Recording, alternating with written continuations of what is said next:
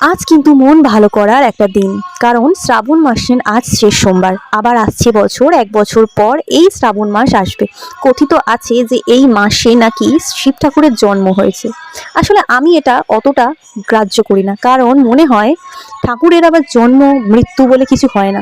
আর শিব ঠাকুর যে কিনা এই জগতের সৃষ্টিকর্তা, তার কি করে জন্ম হতে পারে? সে তো আমাদের সৃষ্টি, আমাদের সৃষ্টিকর্তা। সুতরাং তার তো কোনো আলাদা করে জন্ম হয় না, তার জন্যই আমাদের জন্ম হয়েছে। সারা বছর আমরা ঠাকুরের কাছে অনেক কিছু প্রার্থনা করে থাকি, ভগবান আমার এটা চাই, আমার ওটা চাই, আমার সেটা চাই, আমার কেন এটা হলো না।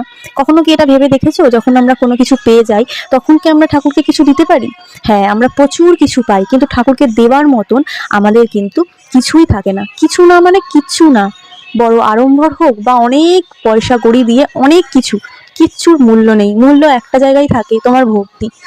এই যে আমি আজ এত কিছু আড়ম্বর পুজো করেছি, জানি না ঠাকুর তাতে কতটা খুশি হয়েছে, কিন্তু আমার মনে হয় মনে ভক্তি করে আমি যদি একটা বাতাসা দিয়েও ঠাকুরকে পুজো দিই, একটা বেলপাতা দিয়ে, তাতেই মনে হয় অনেকটা তুষ্ট হবেন তিনি।